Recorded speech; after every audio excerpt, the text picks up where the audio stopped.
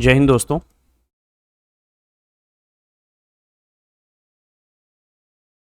जय हिंद दोस्तों, कैसे हो आप सब। उम्मीद करता हूँ आपकी तैयारी बहुत अच्छी चली होगी। चलिए आइए क्लास की शुरुआत करते हैं।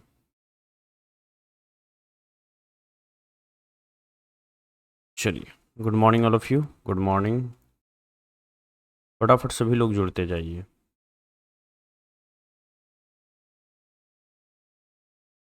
चलिए, जो लोग बाद में देख रहे हैं वो अगले 1 मिनट तक वीडियो को आगे बढ़ा लें। और क्या मेरी आवाज़ प्रॉपर आ रही है? चलिए, बारिश का मौसम है, इलेक्ट्रिसिटी नहीं है, तो डिजिटल पैनल पर क्लास नहीं होगी। इसी तरह से कंप्यूटर स्क्रीन पर करेंगे, लेकिन यकीन मानिए कि क्वालिटी में वॉइस की क्वालिटी काफ़ी अच्छी जाती है इस तरह की क्लास में, और मज़ा भी आएगा। टू द टॉपिक रहेंगे, चीज़ों को अच्छे से समझेंगे। ठीक है, चलिए स्टार्ट किया जाए बिना किसी देरी के।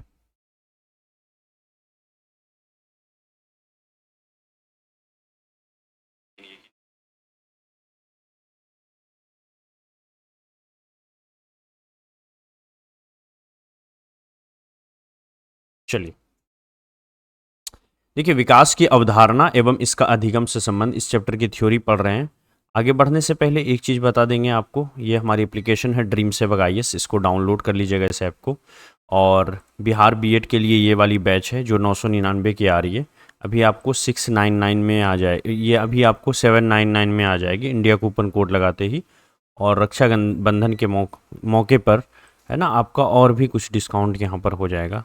तो इंडिया कूपन कोड लगाते ही जो मैक्सिमम डिस्काउंट होगा रक्षाबंधन के समय, वो आपको यहाँ पर देखने को मिलेगा। ठीक है, चलिए स्टार्ट करते हैं, आगे बढ़ते हैं। आ जाते हैं हम लोग यहाँ पर पहले चैप्टर के ऊपर। चैप्टर का नाम जो है ना हमारा, है ना, इससे पहले आपने 3 चैप्टर पढ़ लिया है, ये आपकी चौथी चैप्टर है ना, जिसमें हम लोग पढ़ने के लिए जा रहे हैं विकास की अवधारणा एवं इसका अधिगम से संबंध। ये चैप्टर को अगर आप पढ़ लेते हो ना, तो बच्चों के बारे में आप सब कुछ जान लोगे। ठीक है, तो चलिए शुरुआत करते हैं। सबसे पहले देखिए कि विकास की अवधारणा की बात करें तो विकास कैसी प्रक्रिया है। विकास और वृद्धि के बारे में यहाँ पर जानेंगे। वृद्धि और विकास में क्या डिफरेंस है इस चैप्टर के अंदर में, वो हम जानेंगे। साथ ही साथ जो विकास के आयाम है, जैसे फिजिकल डेवलपमेंट है, कॉग्निटिव डेवलपमेंट है, सोशल डेवलपमेंट है, इमोशनल डेवलपमेंट है, ये क्या होता है इसके बारे में हम लोग जानेंगे। क्वालिटेटिव चेंज क्या होता है वो जानेंगे। क्वांटिटेटिव चेंज किसको बोलते हैं वो जानेंगे हम लोग यहाँ पर, है ना। साथ ही साथ जो कॉग्निटिव डेवलपमेंट है, जो आपका यहाँ पर संज्ञानात्मक विकास है, वो क्या होता है सारे के बारे में। इमोशनल डेवलपमेंट क्या होता है, फिजिकल डेवलपमेंट क्या होता है, कैसे होता है, विकास वृद्धि किसको कहते हैं, वृद्धि और विकास में क्या अंतर होता है ना। स्टेजेस ऑफ डेवलपमेंट, जो बच्चा डेवलप करता है उसकी स्टेज क्या होती है, जैसे इन्फेंसी की स्टेज होती है, शैशवावस्था, बाल्यावस्था, उत्तर बाल्यावस्था, किशोरावस्था, इन सब के बारे में यहाँ पर बड़ी डिटेल से आपको बताएंगे। एक बार ये पढ़ लोगे ना, फिर आगे आपको अभी से लेके सीटेट तक कभी दिक्कत नहीं होने वाली है आपको। ठीक है, इंट्रांस में तो काम देगा ही देगा, जब आप पढ़ोगे बीएड करोगे तो उसमें भी आपको काम देगा, और साथ ही साथ आपका लास्ट में भी काम देगा सीटेट के समय में, है ना। चलिए, और जब 11th-12th के लिए एस्टेट दोगे तो वहाँ पर भी पेडागोजी पूछा जाता है, वहाँ पर भी ये काम देगा आपको। स्टार्ट करते हैं विकास की अवधारणा। सबसे पहले जो विकास वर्ड है इसको समझिए, विकास कैसी प्रक्रिया है तो जानने की कोशिश कीजिए कि विकास जो है, विकास की अगर बात करें तो ये एक कैसी प्रक्रिया है। ये एक जीवन पर्यंत चलने वाली प्रक्रिया है। विकास किस तरह की प्रक्रिया है तो ध्यान में रखिएगा, विकास जो है ये एक जीवन पर्यंत चलने वाली प्रक्रिया है। ठीक है, विकास कैसी प्रक्रिया है, विकास एक जीवन पर्यंत चलने वाली प्रक्रिया है और एक निरंतर प्रक्रिया है। यानी विकास जो है आपके, जब आपका अस्तित्व माँ के गर्भ में होता है, ठीक है, तो वॉम्ब से लेकर के, माँ के गर्भ से लेकर के, और जब आखिरी सांस चलती है, हम लोग कह सकते हैं कि टॉम्ब तक, मृत्यु तक, है ना, वॉम्ब टू टॉम्ब होता है। यानी माँ के गर्भ से लेकर के आपके कब्र तक, है ना, कब्र तक मतलब क्या, मरने के बाद नहीं होता है, लेकिन जिस समय आखिरी सांस चलती है तब तक आपका विकास होते रहता है। तो विकास एक जीवन पर्यंत, यानी आपके माँ के गर्भ से, ऐसा नहीं कि बच्चा जन्म हुआ तब विकास होगा, जैसे ही वो जो है माँ के गर्भ में वो भ्रूण आया, ठीक है, तो जैसे ही वो जायगोट आया, अब जो वहां से उसका डेवलपमेंट शुरू होता है वो विकास कहलाता है। और धीरे धीरे बच्चा 9 महीने माँ के गर्भ में रहता है ना, वहां पर भी माँ के गर्भ में बच्चों का विकास होता है, जैसे उसके बॉडी का विकास हुआ, मस्तिष्क का विकास हुआ, है ना। तो अब उनके मुंह में आवाज आई, जबान का विकास हुआ, हाथ पांव का विकास हुआ। तो ये टोटल जो डेवलपमेंट है वो वोम्ब से लेकर के, माँ के गर्भ से लेकर के और आपके आखिरी सांस तक चलता है। तो विकास एक जीवन पर्यंत चलने वाली प्रक्रिया है और ये एक निरंतर प्रक्रिया है, रुक रुक के नहीं चलती है, ये एक निरंतर प्रक्रिया है, निरंतर रूप से चलती रहती है।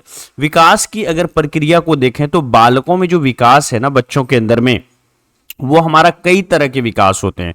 जैसे एक तो हमारा फिजिकल डेवलपमेंट होता है, जो शारीरिक विकास होता है ना, शारीरिक विकास का ही पार्ट होता है ये मोटर डेवलपमेंट, ठीक है। शारीरिक विकास का ही ये पार्ट होता है हमारा क्या, मोटर डेवलपमेंट, ठीक है। शारीरिक फिजिकल डेवलपमेंट थोड़ा हटके है, मोटर डेवलपमेंट थोड़ा हटके है, अभी बता देंगे मोटर डेवलपमेंट क्या होता है।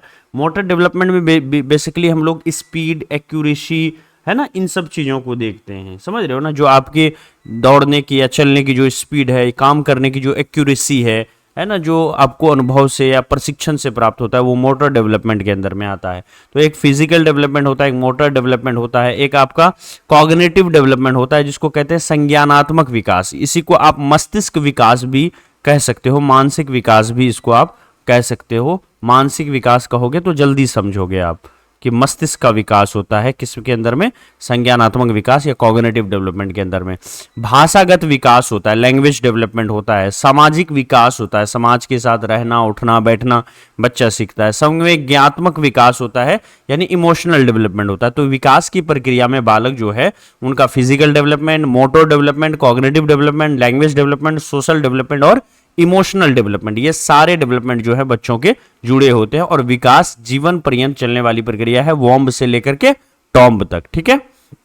माँ के गर्भ से लेकर के जब अस्तित्व में आता है बच्चा, वहां से लेकर के आखिरी सांस तक, जब तक वो जीवित रहता तब तक विकास की प्रक्रिया चलती है। अब देखो विकास कहते किसको है, तो बालक के अंदर में, बालक हो या बालिका हो, कोई भी हो, तो बालक में जब क्रमबद्ध रूप से और खास करके सुसंगत परिवर्तन की जो एक सीक्वेंस चेंज होती है, जो एक कर्मिक श्रृंखला होती है, उसी को हम लोग विकास कहते हैं। उसी को क्या कहते हैं, विकास कहते हैं।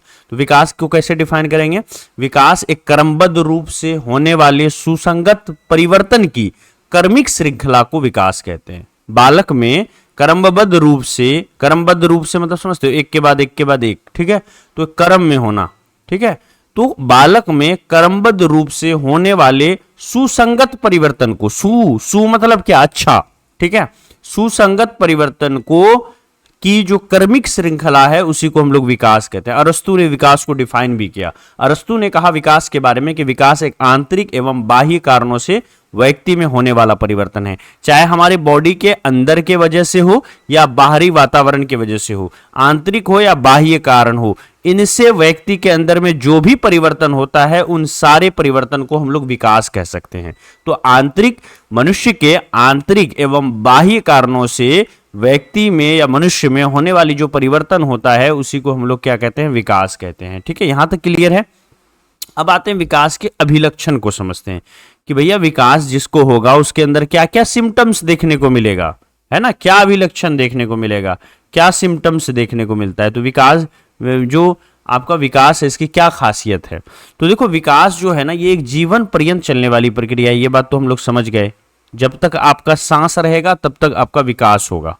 जो गर्भधारण से लेकर के, जैसे माँ गर्भधारण करती है तो वहां से लेकर के मृत्यु उपरांत तक, मृत्यु से पहले तक चलती है। जब मृत्यु आपकी होती है उससे पहले तक ये विकास की प्रक्रिया चलती है। विकास के बारे में और जो खास बात है वो ये है कि विकासात्मक परिवर्तन जो है प्रायः व्यवस्थित तौर पर होता है, प्रगतिशील होता है और नियमित होता है। विकासात्मक परिवर्तन व्यवस्थित तौर पर, रैंडम परिवर्तन नहीं होता है, वो एक व्यवस्थित क्रम में आपका परिवर्तन चलते रहता है। कोई बच्चा जो है वो पहले जवान होता है तब बूढ़ा होता है, ऐसा नहीं कि कोई पहले बूढ़ा हो जाएगा फिर जवान हो जाएगा, कोई पहले जवान हो जाएगा बाद में बूढ़ा होगा, नहीं। व्यवस्थित तरीके से जो है किस बॉडी के पार्ट्स का कब विकास होना है, ये एक व्यवस्थित क्रम चलता है और ये सभी को फॉलो करता है। तो विकासात्मक परिवर्तन प्रायः व्यवस्थित होता है, प्रगतिशील होता है और नियमित होता है। खास करके बात करें तो विकास जो है ये बहुआयामी यानी मल्टी डायमेंशनल होता है। विकास अगर पूछ लेगा एग्जाम्पल में, देखो आपसे जो प्रश्न पूछेगा ना वो एग्जाम्पल दे के पूछेगा या ऐसे ऑप्शन बनाएगा, विकास निम्नलिखित में से विकास के बारे में कौन सी बात जो है गलत लिखी हुई है। अब 3 बात सही लिख दी, एक बात लिख दी कि भैया विकास जो है वो एक बात लिख दिया कि विकास जो है वो बहुआयामी होता है, मल्टी डायमेंशनल होता है, बहुत सही। विकास जो होता है वो व्यवस्थित होता है, बहुत सही है ना। विकास जो है माँ के गर्भ से शुरू होता है, बहुत सही। विकास जो है वो जो है आप कह सकते हो 30 वर्ष की उम्र में आकर के रुक जाता है, खत्म हो जाता है। तो आपको लगेगा भाई 30 वर्ष आते थे, सच में भाई लंबाई चौड़ाई तो लंबाई वगैरह तो रुक जाता है, कोई लंबा नहीं होता है, जैसा बनना होता है वो वैसा दिखता है, बस उसमें फैट बढ़ते जाता है। मार के आओगे सही नहीं, विकास जो है वो जीवन पर्यंत तक चलती है। तो विकास बहुआयामी होता है, अर्थात कुछ क्षेत्रों में ये बहुत तीव्र वृद्धि को दर्शाता है, जबकि कुछ अन्य क्षेत्रों में धीमी गति से होता है। ठीक है, ये मल्टी डायमेंशनल होता है, अलग अलग डायमेंशंस में चलता है। कुछ क्षेत्र में इनका विकास बड़ी तेजी से होगा, कुछ क्षेत्र में जो है धीमी गति से विकास होगा। तो विकास बहुत ही लचीला भी होता है। बहुत विकास क्या होता है? लचीला भी होता है। विकासात्मक परिवर्तन जो है वो क्वांटिटिव भी होते हैं, मात्रात्मक भी होते हैं। विकासात्मक परिवर्तन मात्रात्मक हो सकते हैं, जैसे आयु बढ़ने के साथ कद का बढ़ना, तो मात्रात्मक है। ठीक है, अथवा गुण का बढ़ जाना। ठीक है, तो विकासात्मक परिवर्तन जो है ये क्वांटिटिव है, आयु बढ़ने के साथ कद का बढ़ जाना इसका एक एग्जाम्पल है। जैसे गुण का बढ़ जाना, जैसे आप उम्र आपकी बढ़ती जाती है तो नैतिक मूल्य का निर्माण भी आपके अंदर हो जाता है। जैसे आप छोटे रहते हो, छोटा बच्चा हो, या फिर आपकी 12 साल 14 साल की 15 साल की 18 साल की उम्र है, तो नैतिक मूल्य उतना ज़्यादा नहीं होगा जितना आपका 30 35 40 साल के 50 साल के एज में होगा। तो जैसे ही विकास जो है वो मात्रात्मक है, जैसे ही आपका उम्र बढ़ेगा तो आपका कद बढ़ रहा है, जैसे ही आपका उम्र बढ़ रहा है तो आपका नैतिक मूल्य बढ़ रहा है, तो ये क्वांटिटिव होता है विकास। किशोरावस्था के दौरान शरीर के साथ साथ संवेगात्मक, सामाजिक है ना, संज्ञानात्मक, क्रियात्मक में भी तेजी से परिवर्तन पड़ने लगता है। तो जब आप किशोरावस्था में रहते हो, जब आप 12 से 18 वर्ष के एज में रहते हो, तो इस पीरियड में है ना, किशोरावस्था के एज में आप देखोगे तो इस पीरियड के अंदर में आपका ना सिर्फ जो है शरीर का विकास होता है, बल्कि आपके मस्तिष्क का विकास होता है, आपके समाज में घुलना मिलना बढ़ जाता है आपका, है ना। ये सारी चीज़ों का और जो काम करने का आपका तरीका होता है उसमें विकास आपका होता है। विकास जो है प्रासंगिक होता है। क्या मतलब है? कि यह ऐतिहासिक, परिवेश और सामाजिक सांस्कृतिक घटकों से प्रभावित होता है। विकास प्रासंगिक होता है, मतलब आसपास की जो चीजें हैं वो विकास को अफेक्ट करती है। जैसे ऐतिहासिक चीजें हैं, है ना, परिवेश है, किस आपका इतिहास कहाँ पर है, आपका इतिहास कैसा है। इतिहास ये मतलब नहीं कि अंग्रेज आप पे आए, रूल किए। आपका इतिहास मतलब आपका जो अस्तित्व है उसका इतिहास कैसे है, जो मानव का अस्तित्व है, ऐतिहासिक अस्तित्व है, वो कैसा है। परिवेश, आप किस परिवेश में रह रहे हो, जो एनवायरनमेंट में रह रहे हो वो इफेक्ट करेगा। सामाजिक सांस्कृतिक घटक जो है ना, जो सामाजिक और सांस्कृतिक चीजें हैं वो भी आपको आपके विकास को इफेक्ट करता है। विकासात्मक परिवर्तन की दर अथवा गति में उल्लेखनीय व्यक्तिगत अंतर होता है। यहाँ पर एक लाइन है, बहुत अच्छे से समझना, हर इंसान का विकास कितना होगा ये अलग अलग होगा। समझ रहे हो ना, व्यक्ति टू व्यक्ति डिपेंड करता है। मेरा विकास और आपके विकास का लेवल एक जैसा नहीं होगा। आपका विकास, आपके पड़ोसी के विकास, दोनों का लेवल एक जैसा नहीं होगा। ये विकास मैं रुपया पैसा के बल पे नहीं बोल रहा हूँ, तौर पे नहीं बोल रहा हूँ। मैं आपको बोल रहा हूँ कि विकास मतलब आपका इनर डेवलपमेंट, ठीक है, आपका खुद का विकास। ठीक है, हो सकता है कि देखते हो एक ही माहौल में रह करके, एक ही पड़ोस में रह करके एक बच्चा बहुत लंबा हो जाता है, एक बच्चा की हाइट उस हिसाब से नहीं बढ़ पाती, बड़ी धीरे धीरे बढ़ती है। समझ रहे हो ना, एक बच्चे को देखोगे जल्दी वो तेज हो जाता है, दूसरा बच्चा को तेज होने में थोड़ा समय लगता है, उतनी अंडरस्टैंडिंग होने में थोड़ी समय लगती है। तो विकासात्मक परिवर्तन की दर जो है, स्पीड जो है या उसकी जो गति है, वो व्यक्ति टू व्यक्ति जो है ना, पर्सन टू पर्सन डिपेंड करता है और पर्सन टू पर्सन अलग होता है। हर इंसान का विकास की जो गति होगी वो बिल्कुल दूसरे से अलग होती है। यह अंतर किन चीजों पर डिपेंड करती है? तो याद रखिएगा, विकास अफेक्ट करती है दो चीजों पर खास करके ये ज्यादा निर्भर करती है।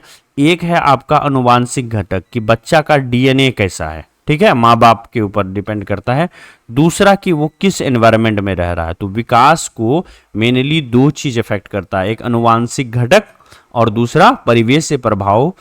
आपने रात में अगर मेरा वाला टीएलई का टेस्ट 1 लगाया होगा यूट्यूब चैनल ड्रीम सेवक टीचर्स पर, जो मैंने कराया था लास्ट नाइट, उसमें यही प्रश्न आया था कि विकास जो है ना उसको कौन इफेक्ट करता है। तो अनुवांशिक घटक भी करता है जो आपका डीएनए है, और दूसरा है कि परिवेश से प्रभाव भी करता है। ध्यान में रखिएगा इसको। अब आते हैं विकास के डायमेंशंस को देख लेते हैं, डायमेंशंस ऑफ डेवलपमेंट को देख लेते हैं। देखो डायमेंशंस ऑफ डेवलपमेंट को देखने के से पहले आप जानते हो, मैं पिछली स्लाइड में आपको ले चलता हूँ, थोड़ा सा पीछे चलते हैं, है ना। हमें यहाँ पढ़ना है विकास के आयाम को, बारी बारी से सबको पढ़ेंगे, लेकिन एक चीज़ मैं और बता देता हूँ एक्स्ट्रा जो यहाँ पर नहीं है, वो ये है कि आपका कि विकास की प्रक्रिया जो है ना वो आप जान लीजिए किस तरह से चलती है। विकास जो होता है किसी भी बच्चे के अंदर में वो आपका कैसे होता है। देखो हमने विकास के अंदर में पढ़ा कि मेनली जो विकास है वो फिजिकल है, कॉग्निटिव है, सोशल है और इमोशनल है।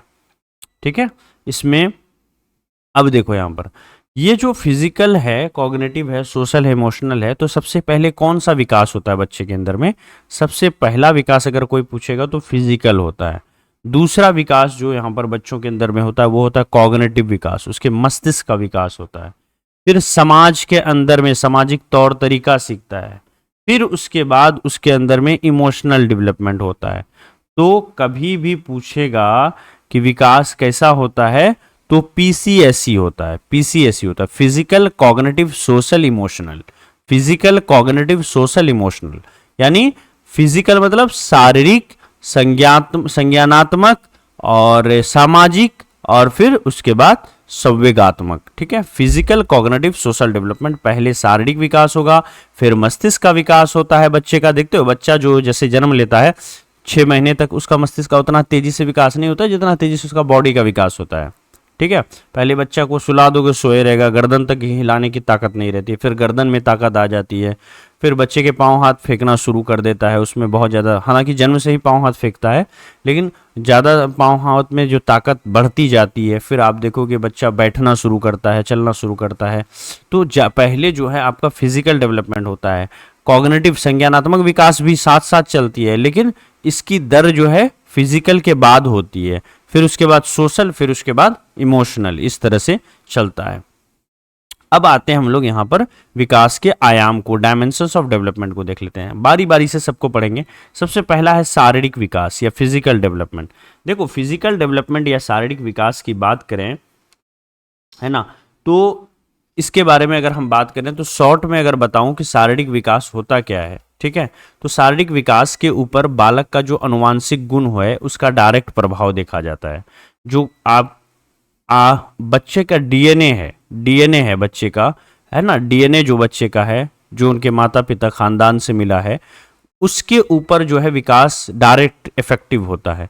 इसके अतिरिक्त बालक का जो परिवेश है, जो उसका इन्वायरमेंट है, मैंने बताया अभी आपको इन्वायरमेंट के बारे में, उसकी देखभाल, उसका जो इन्वायरमेंट है वो, और उसका देखभाल, उसका जो पोषण है, खाना पीना समय पर किस तरह से मिला, इन सारी बातों पर शारीरिक विकास जो है डिपेंड करता है। किसी बच्चे का बॉडी का डेवलपमेंट, है ना, किस तरह से होगा, कितना तेज होगा, कितना स्लो होगा, है ना, कैसा होगा, ये डिपेंड करता है सबसे पहली चीज उस बच्चे का डीएनए, है ना, दूसरा कि उसका परिवेश, तीसरा कि उसका लालन पालन, देखभाल जो है किस तरह से हुआ है। देखभाल लालन पालन पर भी बच्चे का इफेक्ट पड़ता है। बच्चा अगर डीएनए बहुत अच्छा है, एनवायरनमेंट अच्छा है, लेकिन लालन पालन, समय पर खाना पीना और उस तरह से माहौल नहीं मिल पाता है, बच्चा हमेशा रोते रहता है, तो आप देखोगे बच्चे का डेवलपमेंट भी थोड़ा रुक रुक के चलता है, कम, मतलब उतनी स्पीड से नहीं होगा जितना पड़ोस का बच्चा काफ़ी विकास कर जाएगा। आपका जो है लगेगा कि उतना विकास नहीं हो रहा है क्योंकि बच्चा रोता धोता ज़्यादा है, समय पर खाना पीना नहीं दे पाते हैं। फिर आप केयर करना शुरू करोगे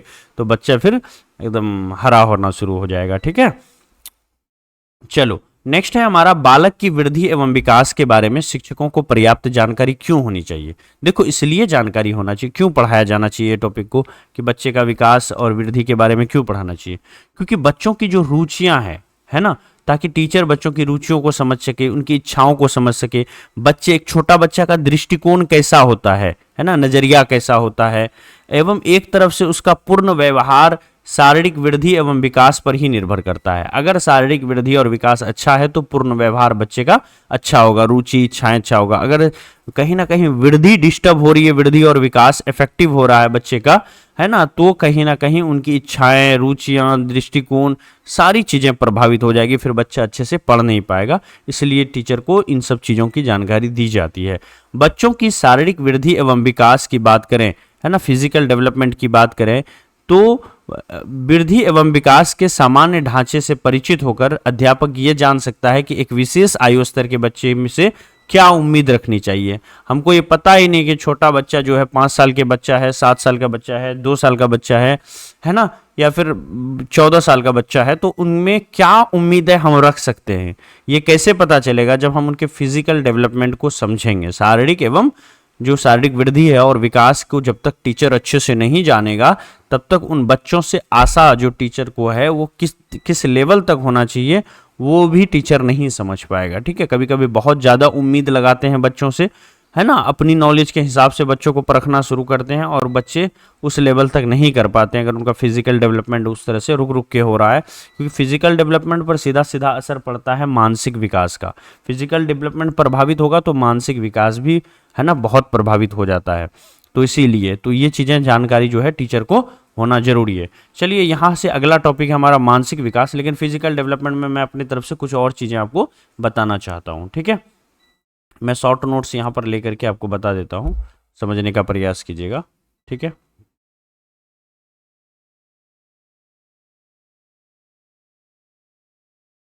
देखो क्लास थोड़ी लंबी हो लेकिन समझ में आए A to Z।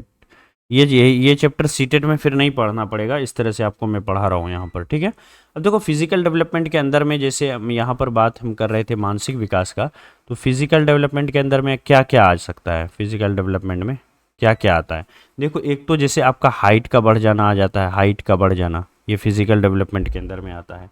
इसके अलावा आपके वजन का बढ़ जाना, वेट बढ़ता है, बच्चे का वेट जो है समय के साथ बढ़ता है ना, साइज बढ़ता है ना, और शेप का बढ़ जाता है, आपका बॉडी का शेप में चेंज होता है। तो शरीर के अंदर में जो भी बदलाव होता है वो फिजिकल डेवलपमेंट के अंदर आता है। किसके अंदर आता है? फिजिकल डेवलपमेंट के अंदर आता है। क्लियर है?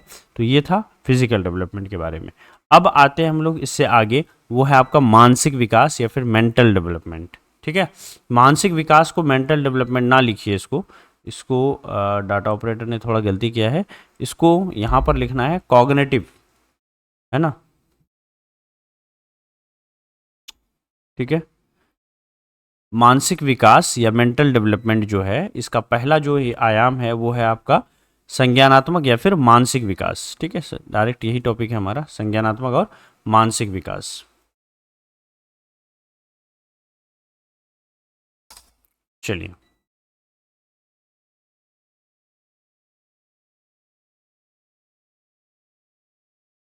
बहुत अच्छा।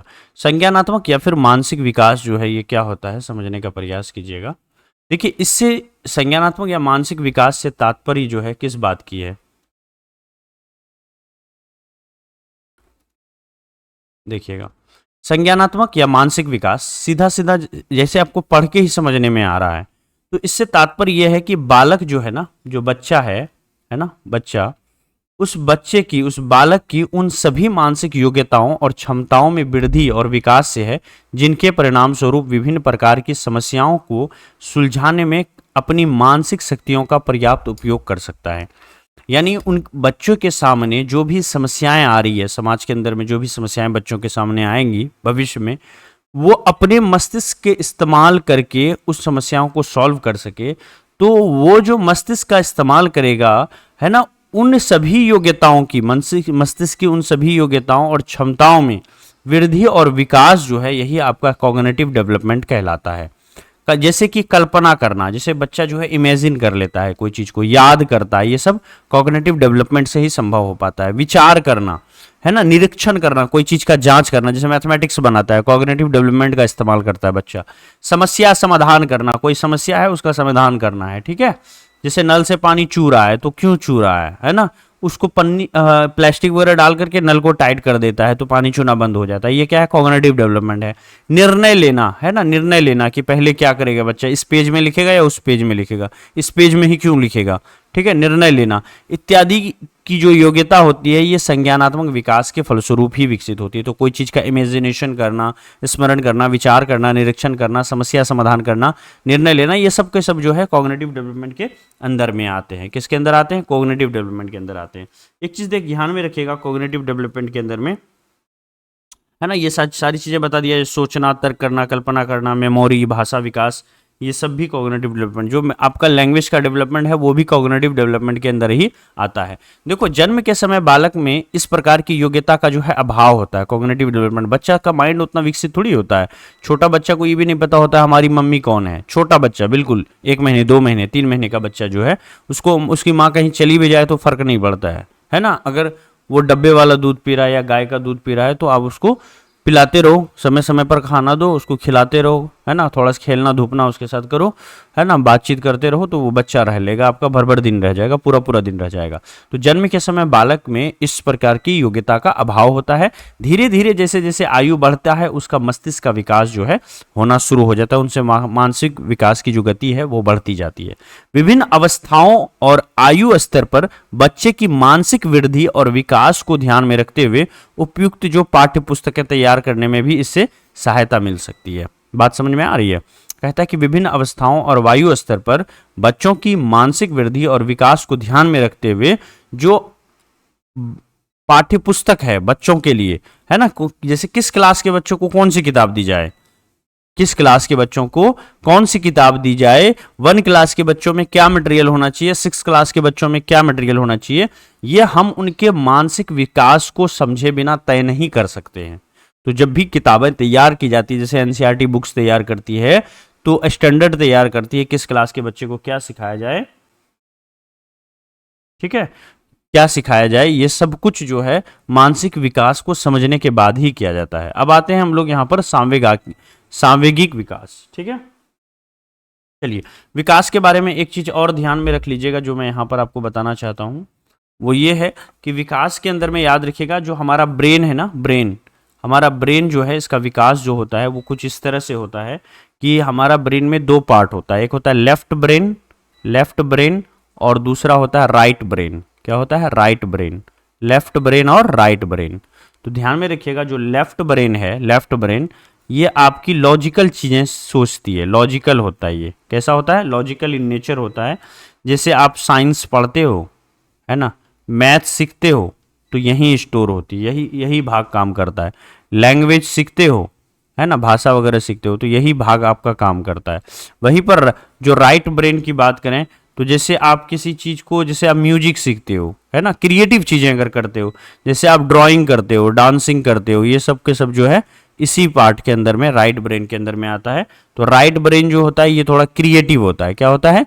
ये क्रिएटिव इन नेचर होता है, क्रिएटिव प्रकृति का होता है। लेकिन लेफ्ट ब्रेन जो होता है ये लॉजिकल होता है। क्लियर है यहाँ तक? अब आते हैं इमोशनल डेवलपमेंट, यानी सांवेगिक विकास, ठीक है, आपके इमोशन का विकास। संवेग को हम लोग भावना भी कहते हैं, इसीलिए संवेगात्मक विकास को कभी कभी भावनात्मक विकास भी कहा जाता है, ठीक है। संवेग का मतलब जिसे भाव भी कहते हैं, इसीलिए इसको भावात्मक विकास या सांवेगिक विकास कहते हैं। देखो, ये जो होता है ना, ये विकास, ये ऐसी अवस्था है जो व्यक्ति के व्यवहार को प्रभावित करती है। इमोशनल डेवलपमेंट जो है प्रभावित करती है। जैसे आपके अंदर भय, डर का होना, ये एक इमोशन है। डर क्या है? इमोशन है। क्रोध, घृणा, आश्चर्य, स्नेह, खुशी, ये सब जो है संवेग के ही उदाहरण है। ये सब जो है भाव का उदाहरण है। बालक में आयु बढ़ने के साथ ही इन संवेगों का विकास जो है, यानी इमोशनल डेवलपमेंट जो है वो बढ़ने लगता है, वो आगे बढ़ने लगता है। संवेगात्मक विकास, यानी अगर हम यहाँ पर बात करें मेंटल डेवलपमेंट की, है ना, मेंटल डेवलपमेंट, मेंटल ना लिखो इसको मेंटल ना लिख करके सबसे अच्छा स्टैंडर्ड लैंग्वेज में लिखो इसको कॉग्निटिव विकास, कॉग्निटिव डेवलपमेंट, है ना, कॉग्निटिव डेवलपमेंट। कहाँ गया? कॉग्निटिव डेवलपमेंट जो है या संवेगात्मक विकास जो है, यह मानव वृद्धि एवं विकास का एक महत्वपूर्ण पहलू है। बालक का संवेगात्मक व्यवहार उसकी शारीरिक वृद्धि विकास को ही नहीं बल्कि उसकी बौद्धिक, सामाजिक एवं नैतिक विकास को भी प्रभावित करती है। तो बच्चे का जो संवेगात्मक विकास है, संवेगात्मक विकास ये ना सिर्फ मानव की वृद्धि और विकास को महत्वपूर्ण पहलू है ना, ना सिर्फ उसको इफेक्ट करती है बल्कि बच्चे का जो मस्तिष्क विकास है, वो बच्चे का संवेगात्मक व्यवहार यानी जो उसका इमोशनल है, बच्चे का माइंड जितना डेवलप होगा इमोशन भी उसी हिसाब से डेवलप होगा। तो बालक का संवेगात्मक व्यवहार उसकी शारीरिक वृद्धि विकास को ही नहीं, है ना, बल्कि ये जो संवेगात्मक है, जो आपका बच्चे का जो संवेगात्मक विकास है, ठीक है, संवेगात्मक विकास है, सॉरी मैंने यहाँ पर थोड़ा सा गलत लिख लिया। देखो इसमें ना कभी कभी जैसे मैंने गलती किया, आप भी कभी कभी कर दोगे।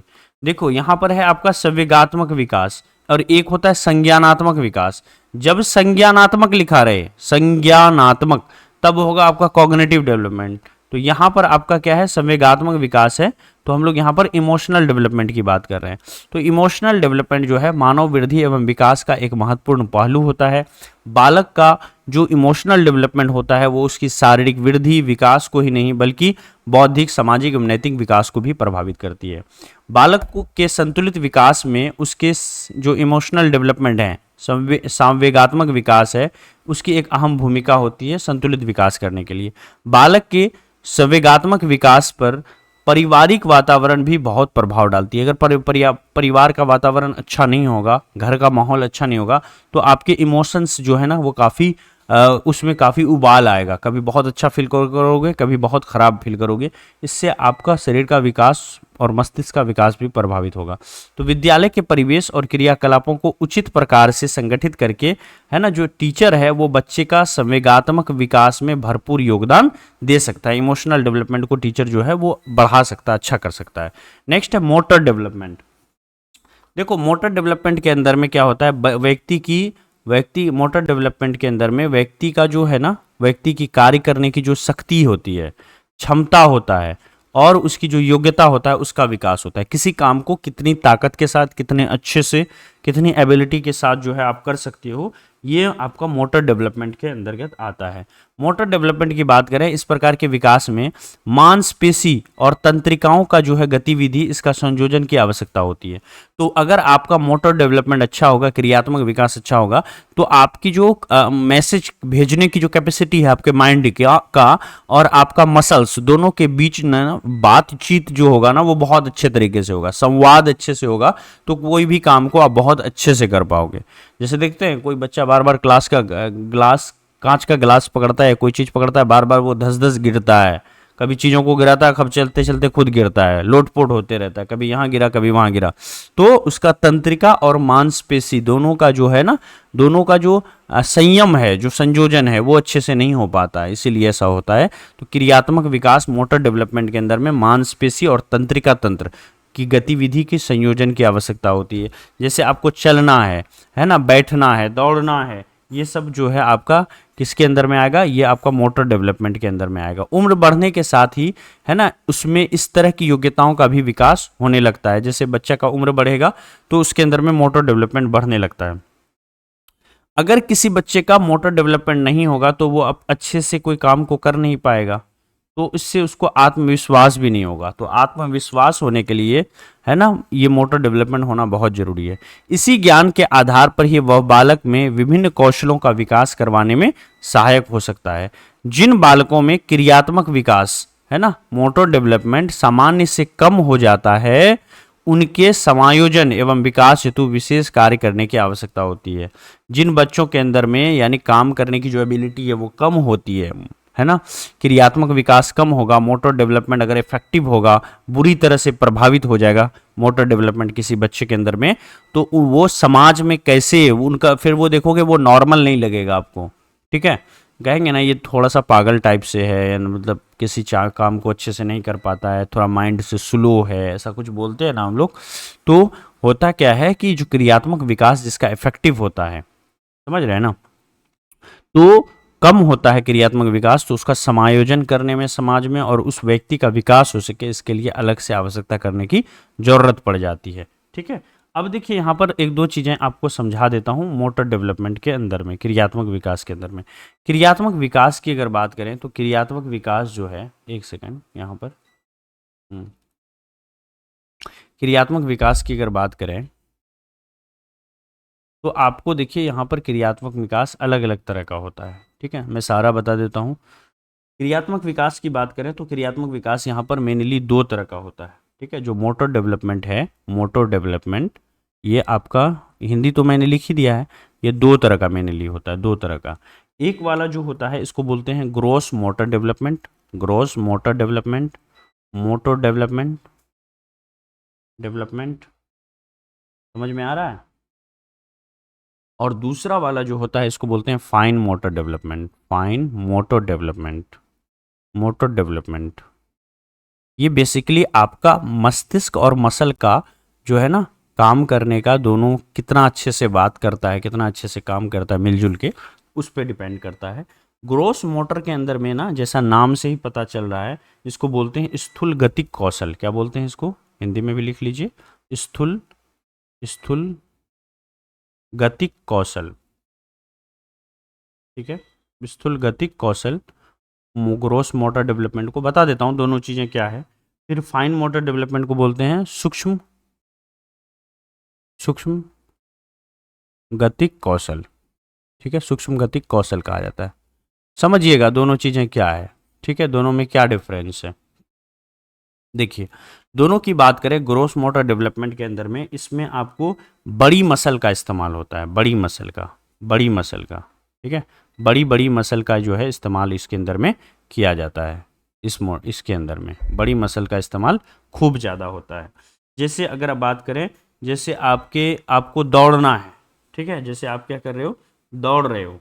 ठीक है, जैसे दौड़ना हो गया है ना, घुटनों के बल जो है चलना हो गया, खड़े होकर चलना हो गया, दौड़ना कूदना हो गया, दौड़ना कूदना हो गया, दौड़ना कूदना, कूदना, ये सब जो है आपका क्या हो गया, बड़ी मसल का इस्तेमाल हो गया। फाइन मोटर के अंदर में आप समझ लो, इसमें छोटी छोटी मसल का इस्तेमाल होता है, जैसे हाथ की उंगलियों का इस्तेमाल, छोटी मसल का जो है इस्तेमाल इसके अंदर में किया जाता है मेनली। छोटी मसल के अंदर में जैसे इसकी एक्टिविटी को समझो, जैसे आप अगर कुछ पेंटिंग कर रहे हो तो उसमें क्या करोगे, बड़ी मसल जो आपकी जांग की हड्डियां हैं या हाथ की जो बड़ी लंबी वाली हड्डी है, क्या उसका ज़्यादा इस्तेमाल होता है क्या, नहीं ना। तो अगर आप पेंटिंग कर रहे हो, जैसे अगर आप जो है कोई चीज़ लिख रहे हो, राइटिंग कर रहे हो, ड्राइंग कर रहे हो, ठीक है ना, ड्राइंग कर रहे हो, पेंटिंग कर रहे हो, तो इन सब में आपकी हाथ की छोटी छोटी उंगलियों की ज़रूरत पड़ती है। तो ये आपका फाइन मोटर डेवलपमेंट के अंदर में आता है। अगर किसी बच्चे का फाइन मोटर डेवलपमेंट अच्छे से नहीं होगा तो वो फिंगर के इस्तेमाल को अच्छे से नहीं कर पाएगा, दौड़ तो पाएगा लेकिन फिंगर के इस्तेमाल को अच्छे से नहीं कर पाएगा, केयरफुली नहीं कर पाएगा। ग्रोस मोटर डेवलपमेंट में बड़ी बड़ी मसल्स का जो है इसमें डेवलपमेंट होता है, जैसे दौड़ना कूदना हो गया, है ना, जो भी बड़ी एक्टिविटीज़ है जिसमें बड़ी हड्डियों का इस्तेमाल होता है वो आपका ग्रोस मोटर डेवलपमेंट होता है। जिसमें छोटी हड्डियों का कैसे इस्तेमाल आप अच्छे तरीके से कर पाते हो, ये सब कुछ हम लोग फाइन मोटर डेवलपमेंट के अंदर में पढ़ते हैं। अब आ जाते हैं यहाँ पर भाषाई विकास, जिसको हम लोग लिंग्विस्टिक डेवलपमेंट कहते हैं। समझ में आ भी रहा है या नहीं आ रहा है, या मैं ऐसे पढ़ा रहा हूँ। भैया याद क्यों करोगे, समझना है, सब्जेक्ट को समझो। कॉपी में बाद में लिख लेना, ये आपका अपना डिसीजन होगा लिखना है या नहीं लिखना है। ठीक है, शॉर्ट में चाहोगे तो शॉर्ट नोट्स अपना बाद में आप बना लेना, जब आपको पीडीएफ मिल जाएगी तब। ठीक है, नहीं ये सब याद नहीं करना है। मैं ये नहीं कह रहा हूँ कि आपको हर स्लाइड याद करके जाना है, आपको समझ के जाना है। ठीक है, समझ के जाना है कि लिंग्विस्टिक डेवलपमेंट क्या होता है, कॉग्निटिव डेवलपमेंट क्या होता है, ठीक है, इमोशनल डेवलपमेंट क्या होता है, विकास कैसी प्रक्रिया है, जन्म से लेके मृत्यु तक प्रक्रिया है, चलती है, माँ के गर्भ से लेकर के कब्र तक चलती है। ये सारी बातें आपको मोटी मोटी बातें याद रखना है। ठीक है, आप देखो चीज़ों को समझो, यही आपका ज़िंदगी है। अब ये सीडीपी जो है, जब आप पढ़ोगे सीटेट में, है ना, बिना सीडीपी के कुछ नहीं होगा। आप टीचर बहाली वाली एग्जामिनेशन दोगे तो वहाँ पर सीडीपी भी पूछेगा, 1 to 5 में नहीं पूछता है, उससे ऊपर फिर पूछेगा आपको, 9 10th में, 11 12th में पूछेगा। ठीक है ना, तो इसीलिए चीज़ों को आप समझो, रेदर देन कि ये सोचने के कि एग्ज़ाम में आप कैसे कर पाओगे, ये नहीं सोचना है आपको। अभी एग्ज़ाम 8 महीने 9 महीने दूर है, अभी आपकी स्ट्रेटजी चीज़ों को समझने का, और जो मौका मिला है आपको, है ना, इस मौके को अच्छे से डाइजेस्ट कीजिए। आप चीज़ों को जितना ज़्यादा समझिए, जितना हम समझा पा रहे हैं उससे ज़्यादा आप समझिए। ठीक है, वो कैसे होगा, रिवीजन करके होगा। आगे चलते हैं, भाषाई विकास या लिंग्विस्टिक डेवलपमेंट। देखो नाम से ही पता चल रहा है, तो ये जो लिंग्विस्टिक डेवलपमेंट है ये एक तरह का संज्ञानात्मक विकास ही है, ठीक है, मस्तिष्क का विकास ही है। किसी का मस्तिष्क का विकास होगा तो भाषा का विकास भी उसके अंदर में होगा, ठीक है। तो ये संज्ञानात्मक या भावनात्मक विकास के अंतर्गत ही आता है, ठीक है। चलिए, भाषा के माध्यम से बालक अपने मन के भाव को, विचार को एक दूसरे के सामने रख पाता है एवं दूसरे के भावों को एवं विचारों को, है ना, एवं भावनाओं को समझ सकता है। भाषाई ज्ञान के अंतर्गत बोलकर विचारों को प्रकट करना, संकेत के माध्यम से भी अपनी बात को अगर रखते हो तो वो भी आपका लिंग्विस्टिक डेवलपमेंट ही कहलाएगा, है ना, या फिर कोई चीज़ लिखकर अपनी बातों को बताते हो, इन सब चीज़ों को भाषाई ज्ञान के अंतर्गत शामिल किया जाता है, यानी लिंग्विस्टिक डेवलपमेंट के अंदर शामिल किया जाता है। लिंग्विस्टिक डेवलपमेंट कॉग्निटिव डेवलपमेंट का एक पार्ट है, मस्तिष्क डेवलपमेंट का ही एक पार्ट है। भाषा के विकास से आप मन के भाव को, विचार को, है ना, सामने रख सकते हो, दूसरे के भाव को समझ सकते हो, विचारों को जान सकते हो। जब आप भाषा जानोगे तभी ना, आपको लैंग्वेज नहीं आ रहा, अब ऐसा है कि अफ्रीका में डाल दिया जाए आपको, अफ्रीका के लोग क्या बोल रहे हैं आप समझ ही नहीं पा रहे हो, आप क्या बोल रहे हो वो नहीं समझ पा रहा है, समझ रहे हो ना। अब वही अगर इंडिया के किसी मोहल्ले में, गली में अगर किसी से बात करो, किसी से झगड़ा करो, तो सब पता चल रहा है आपको कि क्यों वो आपसे झगड़ा कर रहा है, क्यों आपसे वो बात कर रहा है, उसकी तकलीफें क्या है। ये सब कैसे होता है, क्योंकि आपका यहाँ की लैंग्वेज का डेवलपमेंट हुआ है, समझ रहे हो ना। चलिए, भाषा विकास के अंतर्गत में जो है, चाहे आप बोल के प्रकट करो या लिख के प्रकट करो या इशारा से प्रकट करो, ये सब भाषाई डेवलपमेंट के अंदर में आता है।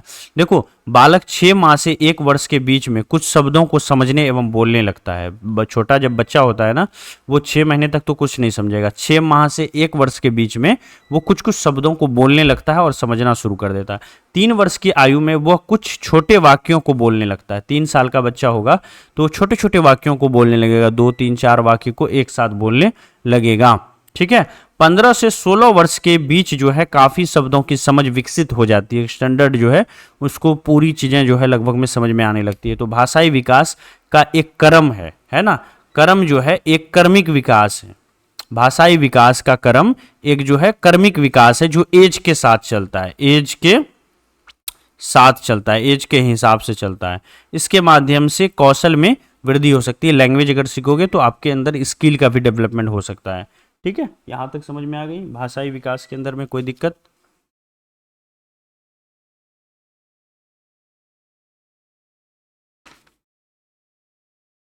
कोई दिक्कत भाषाई विकास के अंदर में, लिंग्विस्टिक डेवलपमेंट के अंदर में? चलिए, अब आते हैं सामाजिक विकास या फिर सोशल डेवलपमेंट। देखो, सोशल डेवलपमेंट की अगर बात करें, सामाजिक विकास की बात करें, तो समाज के अंदर में जितनी भी नियम कानून है, ठीक है, उन सब का अनुपालन करना जो है ना, वो आपका सोशल डेवलपमेंट के अंदर में आ जाता है। जैसे जैसे समाज के नियमों को आप समझने लगते हो, उसको मानने लगते हो, उसका अनुपालन करने लगते हो, उसके हिसाब से आप ढल जाते हो, मीन्स आपका सामाजिक विकास हो रहा है या हो चुका है, ठीक है।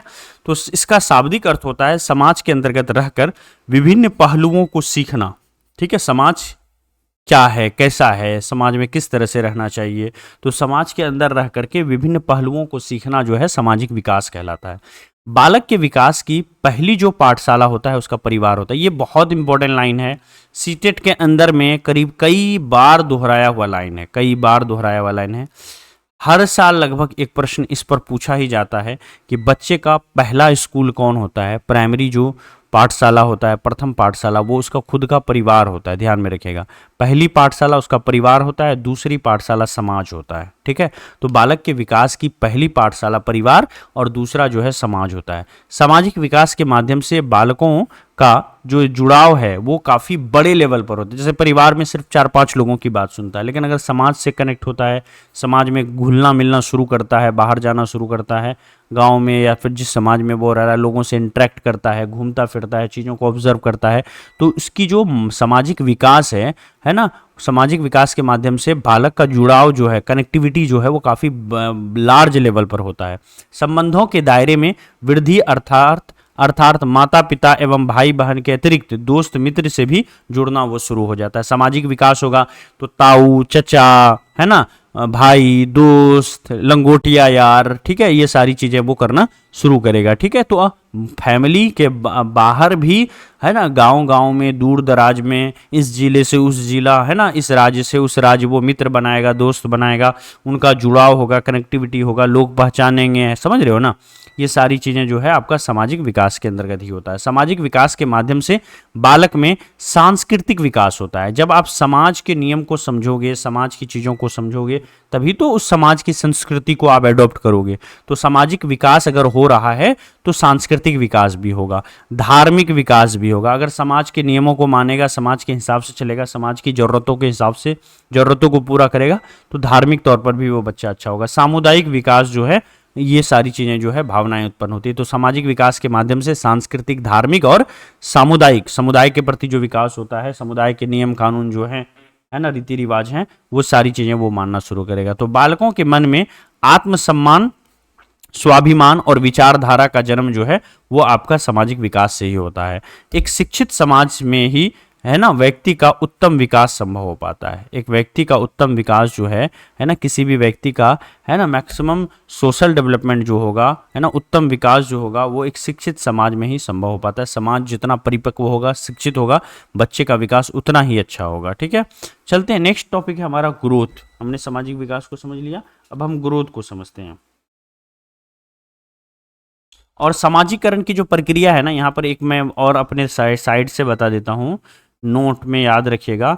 सामाजिकरण की जो प्रक्रिया है कब से कब तक चलती है? सामाजिकरण की प्रक्रिया, सामाजिकरण की जो प्रक्रिया है, ये प्रश्न पूछा जाता है। सामाजिकरण की प्रक्रिया जो है वो कब से कब तक चलती है?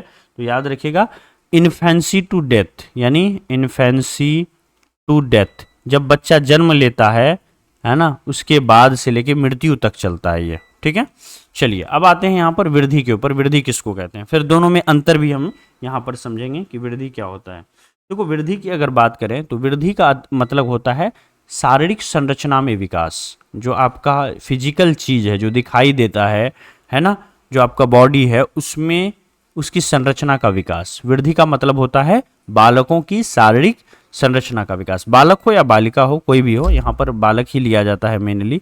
ठीक है, तो बालकों के शारीरिक संरचना का विकास जो है वो वृद्धि कहलाता है। इसमें आपका वृद्धि के अंदर में लंबाई का बढ़ना, वजन का बढ़ जाना, मोटापा बढ़ जाना, है ना, और भी जो आपके बॉडी पार्ट्स हैं उसका समय के साथ विकसित हो जाना, ये सब वृद्धि के अंदर में आता है। वृद्धि की प्रक्रिया आंतरिक और बाह्य दोनों तरह से होती है। आपके बॉडी का इंटरनल डेवलपमेंट भी होता है और एक्सटर्नल डेवलपमेंट भी होता है। तो वृद्धि की प्रक्रिया जो है आंतरिक भी होती है और बाह्य भी होती है। यह एक निश्चित उम्र तक होती है। मैंने क्या कहा आपको, एक चीज ध्यान में रखिएगा, वृद्धि के बारे में साफ साफ कह रहा हूं कि ये एक निश्चित उम्र तक होती है। वृद्धि जो है एक निश्चित उम्र तक रहती है। लेकिन विकास के बारे में मैंने क्या कहा, विकास का कोई उम्र नहीं होता है।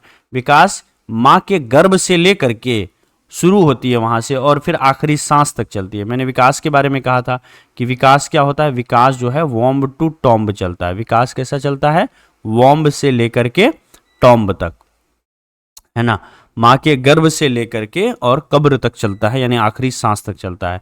लेकिन वृद्धि जो है ये एक निश्चित उम्र तक होती है, तथा ये एक फिजिकल एस्पेक्ट तक ही संभव हो पाती है। ठीक है, कि एक लेवल तक वृद्धि जाकर के रुक जाएगा। वृद्धि पर आनुवांशिकता का सकारात्मक तथा नकारात्मक दोनों प्रभाव पड़ता है। जो आपकी डीएनए है, जो आनुवांशिकता है, इसका जो आपका डेवलपमेंट है, जो इसका डेवलपमेंट नहीं, जो आपका ग्रोथ है, ग्रोथ के ऊपर पॉजिटिव इंपैक्ट भी पड़ेगा, नेगेटिव इंपैक्ट भी पड़ेगा। तो क्या समझ में आया हमको, विकास के बारे में समझ में आया कि ये माँ के गर्भ में जो अस्तित्व हमारा आता है वहां से लेकर के हमारा विकास शुरू होता है आखिरी सांस तक। लेकिन वृद्धि के बारे में समझ में आया कि वृद्धि जो है ये शारीरिक संरचना से इसको मतलब है, हमारे लंबाई चौड़ाई मोटापा का बढ़ जाना, हमारे बॉडी पार्ट्स का डेवलपमेंट हो जाना, हमारे बॉडी पार्ट्स का डेवलप हो जाना, ये सब जो है क्या होता है, वृद्धि के अंतर्गत में आता है। वृद्धि की प्रक्रिया की बात करें तो वृद्धि की प्रक्रिया आंतरिक भी होती है और बाह्य भी होती है, दोनों तरह से चलती है। वृद्धि के बारे में एक बात ध्यान में रखना कि ये जो है निश्चित उम्र तक होती है। वृद्धि जो है निश्चित उम्र तक जो है हो पाती है। ठीक है, आगे अगर हम बात करें वृद्धि एवं विकास में क्या अंतर है, तो पहला आ जाते हैं हम लोग वृद्धि और विकास में अंतर को समझते हैं। तो वृद्धि जो है वो एक निश्चित उम्र तक होती है भैया, याद रखना, और जबकि विकास जो होती है वो मृत्यु तक चलती है, वो सब दिन होता है। ठीक है, चलिए अब आते हैं वृद्धि और विकास में अंतर। पहले हम लोग परिमाणात्मक क्षेत्र पर देख लेते हैं। परिमाणात्मक, ये मौका ही को नीचे चला गया है। परिमाणात्मक, देखो वृद्धि शब्द का अगर हम प्रयोग करें, वृद्धि शब्द का प्रयोग परिणाम के स्वरूप, परिमाणात्मक परिवर्तनों, जैसे बच्चे के बड़े होने के साथ साथ उनके आकार का, लंबाई का, ऊंचाई आदि का बढ़ जाना के लिए होता है। ठीक है, वृद्धि शब्द का प्रयोग जब हम करते हैं। जबकि विकास का प्रयोग परिमाणात्मक परिवर्तनों के साथ साथ जैसे व्यवहार परिवर्तन होना है ना। वृद्धि आपका जैसे एज बढ़ रहा है, एज बढ़ रहा है, तो वृद्धि के अंदर में हम क्या देखते हैं, वृद्धि के अंदर में बेसिकली हम लोग इस चीज़ को ऑब्जर्व करते हैं कि आपका साइज जो आकार है वो कितना बढ़ रहा है, लंबाई, चौड़ाई, है ना, ये सारी चीज़ें किस तरह से बढ़ रही है, ये वृद्धि के अंदर में काउंट होगा। लेकिन उम्र बढ़ने के साथ आपके व्यवहार में किस तरह का परिवर्तन हो रहा है, ये विकास के अंदर में काउंट करेंगे हम लोग। आप किसी काम को कितने अच्छे से कर पाते हो, है ना, काम करने की जो कैपेसिटी है वो कितनी आपकी कैपेबिलिटी बढ़ गई है ना। व्यवहार में आपका कितना सुधार हो गया, आप पहले कैसे थे और आपका बोली विचार कैसा हो गया अभी, ये सब कुछ जो है विकास के अंतर्गत में आता है। वहीं पर अगर हम एरिया वाइज बात करें, क्षेत्र वाइज, तो वृद्धि विकास की प्रक्रिया का एक चरण है ना। विकास बहुत बड़ी चीज है, विकास एक रेल का डब्बा है, तो वृद्धि जो है, विकास एक पूरी रेल है, विकास एक पूरी रेल है, तो ये रेल का डब्बा है, आप ऐसा समझ लो। ठीक है, विकास का एक चरण है कौन, वृद्धि। वृद्धि बहुत बड़ी चीज है, और वृद्धि के अंदर में विकास, सॉरी मैंने कहा वृद्धि बहुत बड़ी चीज है, विकास बहुत बड़ी चीज है। विकास एक समझ लो कि जैसे आप कहते हो ना, विकास को समझ लो कि ये एक रेल है, तो वृद्धि जो है उसी रेल का एक डब्बा है, रेल का डब्बा है, आप ऐसा समझ लो, रेल का एक डब्बा है, ऐसा समझ लो। ठीक है, जैसे अगर विकास आपका एक घर है, तो वृद्धि जो है घर में रखा हुआ कुछ एक सामान है, समझ रहे हो, कोई एक पार्टिकुलर चीज है। तो विकास बहुत बड़ी चीज है, वृद्धि उसका एक पार्ट है। तो वृद्धि विकास की प्रक्रिया का एक चरण है, एक स्टेज है, समझ रहे हो ना। विकास जो है उस स्टेज से, वृद्धि वाले स्टेज से होके पार करके आगे बढ़ जाता है। इसका क्षेत्र जो है वो सीमित होता है, वृद्धि का क्षेत्र सीमित होता है। जबकि विकास की बात करें तो विकास अपने आप में एक विस्तृत अर्थ रखता है, बहुत बड़ी मीनिंग है विकास का, और वृद्धि तो इसका बस एक मात्र छोटा सा पार्ट है ना, छोटा सा बच्चा है इसका। वृद्धि जो है विकास का एक छोटा सा बच्चा है, समझ गए ना। परिपक्वता की बात करते हैं तो वृद्धि की क्रिया आजीवन नहीं चलती है भैया, पूरे जिंदगी भर नहीं चलने वाली है आपकी। बालक के परिपक्व होने के साथ ही जो है ये रुक जाती है। परिपक्वता जैसे ही आपके अंदर में आएगी, मैच्योरिटी आएगा, वृद्धि रुक जाएगा। लेकिन विकास जो है ना, ये सतत प्रक्रिया है, ठीक है, कंटिन्यूअस प्रोसेस है। और बालक के परिपक्व होने या ना होने से इसको कोई फर्क नहीं पड़ता है। परिपक्व होने के बाद भी जो है, मैच्योरिटी आने के बाद भी, बच्चों के अंदर में मैच्योरिटी आ भी जाए तब भी विकास तो चलते रहता है, क्योंकि आखिरी सांस तक विकास को चलना है। जैसे आपका अनुभव के आधार पर जो है आपकी स्किल की डेवलपमेंट हो जाएगी, आपका लैंग्वेज का डेवलपमेंट हो जाएगा, आपके मस्तिष्क का विकास कंटिन्यूअस होता है, आखिरी सांस तक होता है ना। जो चीज़ें, जिस चीज़ के लिए आप बचपन में या जवानी में जिद करते हो, बुढ़ापे में या फिर 50 के एज होने पर उसी चीज़ पे हंसी आती है कि यार हम इस चीज़ के लिए इतना तड़पे थे, इतना परेशान हुए थे, क्या क्या नहीं किए थे। वो मेरा मतलब क्या है, वो भी एक दिन था, है ना, वो बचकाना हरकत था हमारा। कभी कभी 5 साल 10 साल बाद जाके अपने ही विचार पर, या 2 साल बाद अपने ही किए गए करतूत पर कभी कभी अफसोस होता है और हंसी आती है। ठीक है, तो ये सब क्या है कि ये हमारा जो है मेंटल डेवलपमेंट उस तरह से हो गया। तो विकास जो प्रक्रिया है वो चलती रहती है। विकास जो है, विकास के बारे में अगर बात करें तो बालक का शारीरिक वृद्धि हो रही है, इसका अर्थ ये नहीं है, नहीं हो सकता है कि उसमें विकास भी हो रहा है। शारीरिक वृद्धि अगर हो रही है तो इसका कतई मतलब नहीं कि विकास भी हो रहा है। अतः ये एक भौतिक विकास को दर्शाता है। ठीक है, बालक में अगर देखो, अब यहां पर विकास को समझते हैं। बालक में अगर विकास के लिए भी वृद्धि आवश्यक नहीं है, विकास के लिए वृद्धि आवश्यक नहीं है।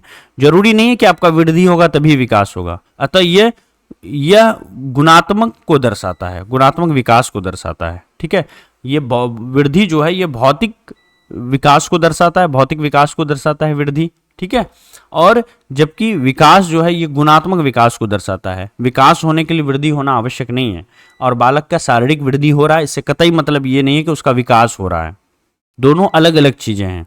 ठीक है, वृद्धि होगा, हो सकता है विकास ना हो। विकास होने के लिए वृद्धि जरूरी नहीं है, वृद्धि तो मैच्योरिटी के बाद रुक जाती है, लेकिन विकास तो फिर भी होते रहता है। तो ये बेसिक डिफरेंस था। चलिए आप जानते हैं कि ये दोनों ही चीज जो है विकास और वृद्धि, बच्चे का विकास और वृद्धि को प्रभावित करने वाले कौन कौन से कारक हैं। एक तो देखो खान पान पोषण, है ना, उसको बच्चे को प्रोटीन वसा कार्बोहाइड्रेट खनिज वगैरह अच्छे से मिल रहा है नहीं मिल रहा है, ये सारी चीज़ें हैं। हमारे खान पान में जो पोषक तत्व जो हमारी बॉडी की नीड्स होती है वो अगर अच्छे से मिल जाएगा तो हमारा वृद्धि एवं विकास भी क्या होगा, अच्छे से होगा। अगर नहीं मिल पाता है बच्चा कुपोषण का शिकार हो जाएगा, वृद्धि विकास दोनों जो है प्रभावित हो जाएगा, मस्तिष्क भी अच्छे से डेवलप नहीं करेगा, बॉडी भी अच्छे से डेवलप नहीं करेगा। अब आते हैं भैया दूसरा टॉपिक है पोषण के बाद, है ना, वृद्धि।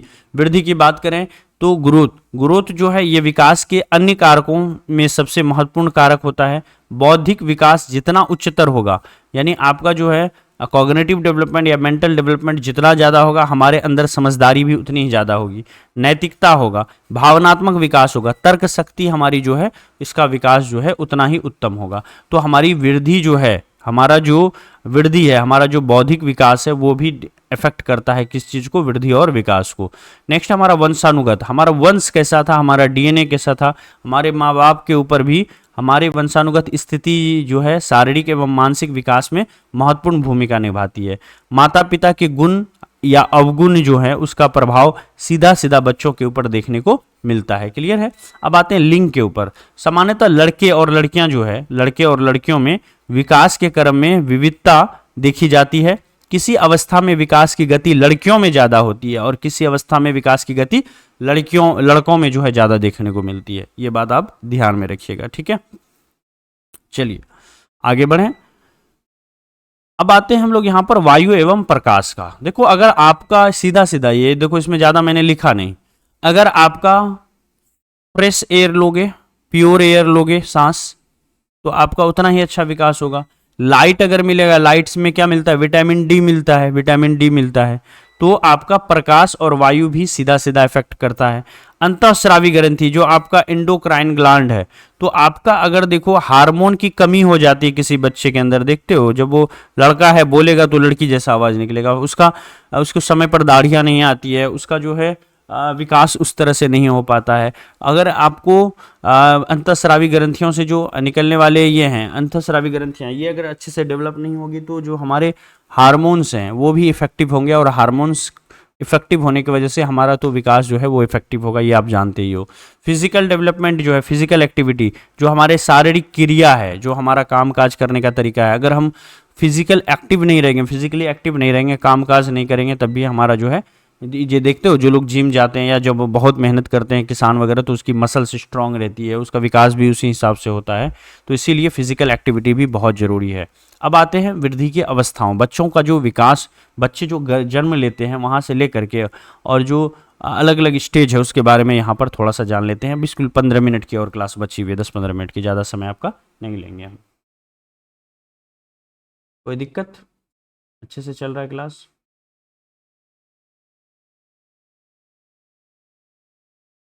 दर्द हो रहा है और बस 15 मिनट, मतलब ऐसे कैसे समय हो जाता है पता नहीं चलता है ना। 8:30 हो गया, नहीं 8:13 ही हुआ यार, किस घड़ी में 8:30 हो गया, है ना। और 15 मिनट और चलेगी। देखो वृद्धि की अवस्थाओं की बात करें तो सबसे पहला काल, ये वाला टॉपिक पढ़ने में ना बहुत मज़ा आएगा, क्योंकि हर लोग ये इंटरेस्टेड रहता है जानने के लिए। मैं भी अपने टाइम में था कि आखिर क्या होता है बच्चे का, जो अलग अलग स्टेज होता है उसमें क्या क्या उसमें खूबी होती है ना। क्योंकि छोटा बच्चा घर में सभी का होता है ना, अपना नहीं हो तो घर में किसी का होता है, बहन का, भाई का, ठीक है, पड़ोसी का। मैथ का क्लास होगा भाई, अगर आपके सिलेबस में है तो होगा, चलेगी ना। कौन सा वीडियो नहीं चल रहा है? प्रियंका, प्रिया, सारी वीडियो तो चल रहा है। कौन सी वीडियो नहीं चल रहा? मैं एक बार चला के देख लूँगा पीछे के 1-2 दिनों की क्लास को, ठीक है। बाकी जिनका इंटरनेट का स्लो होगा उनका नहीं चल रहा होगा, ठीक है। ना चले तो डाउनलोड करके देख लीजिए, ऐप में कोई इशू नहीं है, सारे बच्चों का अच्छा चल रहा है। वृद्धि की विकास अवस्थाओं की बात करें तो सबसे पहला है आपका शैशव काल, जिसको इन्फेंसी कहते हैं। देखो बच्चा जब से जन्म लेता है ना, जन्म जब से लिया, जन्म से 2 वर्ष के बीच का जो पीरियड होता है ना, बच्चों का शारीरिक एवं मानसिक विकास इस पीरियड में बहुत तेजी से होता है, और यही पीरियड जो है शैशव काल कहलाता है, ठीक है, इन्फेंसी कहलाता है। इन्फेंसी को ये मत समझ लेना कि गर्भ में जो बच्चा रहता है उसको इन्फेंसी कहते हैं, जी नहीं। जन्म से 2 साल का पीरियड जो बच्चे का होता है ये इन्फेंसी कहलाता है। तो छोटा बच्चा जो है जिसको हम लोग बेबी बोलते हैं, है ना, जो 2 साल तक का बेबी होता है ना, जन्म से लेकर के 2 साल तक का बच्चा, ये शैशवा काल के अंदर में आता है, शैशव काल के अंदर में आता है, इन्फेंसी के अंदर में आता है। इस बीच में शारीरिक और मानसिक विकास 0 से 2 साल के बच्चों में बड़ा तेजी से होता है। इस एज में 2 साल का बच्चा तो स्वाभाविक बात है सबसे ज़्यादा किस पर डिपेंड रहेगा, अपने माँ बाप पर डिपेंड रहता है ना। इस अवस्था में जो मेंटल डेवलपमेंट है, जो संवेगात्मक विकास है, ठीक है, संवेगात्मक विकास है, यानी मेंटल नहीं, इमोशनल डेवलपमेंट, जो इमोशनल डेवलपमेंट है, इमोशनल डेवलपमेंट इस स्टेज में, इस अवस्था में इमोशनल डेवलपमेंट तथा सीखने की क्षमता की गति जो है वो तीव्र होती है, ठीक है, तीव्र होती है, ठीक है। इमोशनल डेवलपमेंट, इसके अंदर में संवेगात्मक विकास और सीखने की जो क्षमता होती है वो काफ़ी तेज होती है। जब नवजात शिशु शैशव काल की ओर अग्रसर होता है तो उसके अंदर प्यार और स्नेह की आवश्यकता जो है वो क्या होती है, बढ़ने लगती है, ठीक है। जब नवजात शिशु होगा जो अभी जन्म लिया है और धीरे धीरे शैशव काल की ओर बढ़ेगा तो प्यार और स्नेह की ज़रूरत जो है उसको बढ़ने लगती है, इसीलिए छोटे बच्चे को बहुत ज़्यादा प्यार की और केयर की ज़रूरत होती है, ठीक है। हाँ, बेबी बहुत प्यारा है, ठीक है। चलिए, बहुत प्यारा बच्चा है, आगे बढ़ते हैं। समझ गए आप शैशव काल किसको बोलते हैं? जन्म से लेके 2 वर्ष, इस बीच में क्या विकास तेजी से होता है या धीरे होता है? तो शारीरिक और मानसिक विकास बड़ी ही तेजी के साथ होता है। इमोशनल डेवलपमेंट और सीखने की जो क्षमता है वो बच्चों के अंदर में काफ़ी ज़्यादा रहती है।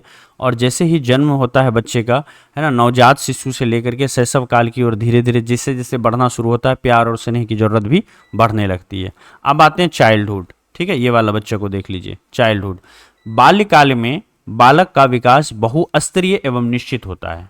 बाल्यकाल में बालक का विकास जो है, डेवलपमेंट जो है, वो मल्टी स्टेज पर चलता है, बहुस्तरीय होता है और एक फिक्स पैटर्न पर चलता है, निश्चित होता है।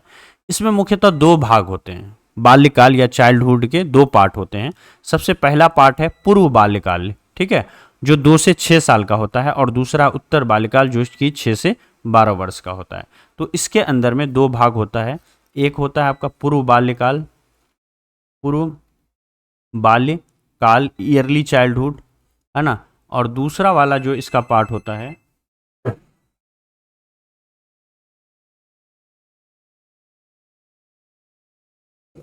चलिए, दूसरा वाला जो इसका पार्ट होता है ना, दूसरा वाला जो पार्ट होता है उत्तर बाल्यकाल होता है। उत्तर बाल्यकाल, उत्तर बाल्यकाल, बाल्यकाल जो है उत्तर बाल्यकाल होता है।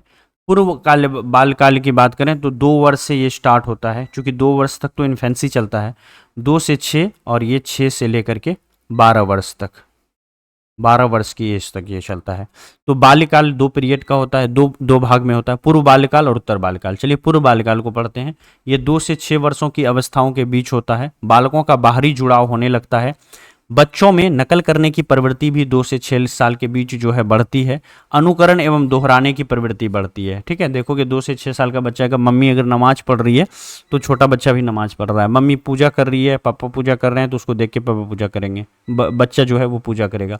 तो इसमें ना अनुकरण करता है बच्चा, फॉलो करता है, दोहराता है, जो काम आप करोगे उसी को दोहराएगा। 2 से 6 साल का बच्चा मिट्टी की हांडी वगैरह लेकर के, जैसे मम्मी खाना घर पे बनाती है वैसे बोलेगी चलो खाना बनाते हैं, और वो खुद भिड़ जाएगी फिर खाना बनाने के लिए, ठीक है। 2 से 6 साल के बीच का, ठीक है, खेलने कूदने में, खाना जो जो घर में वो देखेगा, है ना, वो सब करेगा। जैसे किसान है अगर पापा, तो बच्चा बोलेगा, उसका भाई बोलेगा हम जा रहे हैं, हम खेत जा रहे हैं, तुम खाना बना के रखो, फिर वो खेत से आएगा, मतलब ऐसे घूम घूम के आ गया।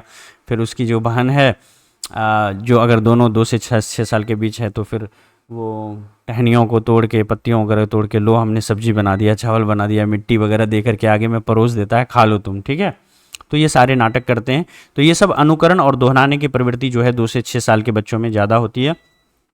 और बाहरी जुड़ाव जो है इसमें होना शुरू हो जाता है। बच्चा का 2 साल के अंदर में बाहरी जुड़ाव उस तरह से नहीं होता, लेकिन 2 से 6 साल के बीच में बाहरी जुड़ाव, जैसे आस पड़ोस समाज से वो जुड़ना धीरे धीरे, आस पड़ोस से खास करके, या दोस्ती वगैरह उसके अंदर में देखोगे अब होना शुरू हो जाता है। वो अपना मित्र बनाना शुरू होता है ना, किसी खास बच्चे के साथ, मतलब 2 4 10 बच्चे हैं ऐसे, जो उसके आसपास में हो उनके साथ खेलना उसको पसंद होने लगता है। तो बालकों के समाजीकरण एवं जिज्ञासा दोनों में जो है वृद्धि हो जाती है इस पीरियड के अंदर में।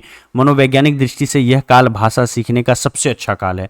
तो अगर मैं पूछ लूँ कि भाषा सीखने का सबसे अच्छा पीरियड क्या है, तो 2 से 6 साल। भाषा सीखने का सबसे अच्छा पीरियड क्या है, तो पूर्व बाल्यकाल। भाषा सीखने का सबसे अच्छा पीरियड क्या है, तो बाल्यकाल। या तो बाल्यकाल ऑप्शन में रहेगा, बाल्यकाल होगा, या फिर पूर्व बाल्यकाल रहेगा तो पूर्व बाल्यकाल होगा। भाषा सीखने का सबसे अच्छा अवस्था कौन सा है, तो 2 से 6 साल। 2 से 6, 6 से 12 ऐसे दिया रहेगा तो आंसर क्या होगा, 2 से 6 साल का पीरियड जो है लैंग्वेज सीखने के लिए बहुत अच्छा पीरियड है। अब आते हैं उत्तर बाल्यकाल। 6 से 12 वर्ष तक की अवस्था में बच्चों में क्या होता है, मेंटल डेवलपमेंट होता है, बौद्धिक विकास होता है, नैतिक विकास होने लगता है, सामाजिक विकास होने लगता है, तर्क शक्ति उसकी जो है बढ़ने लगती है, तर्क वितर्क करने लगता है। ठीक है, ये पढ़ने की रुचि में वृद्धि के साथ साथ स्मरण क्षमता का भी विकास हो जाता है। 6 से 12 साल के बच्चों में देखोगे स्मरण क्षमता काफी बढ़ जाती है।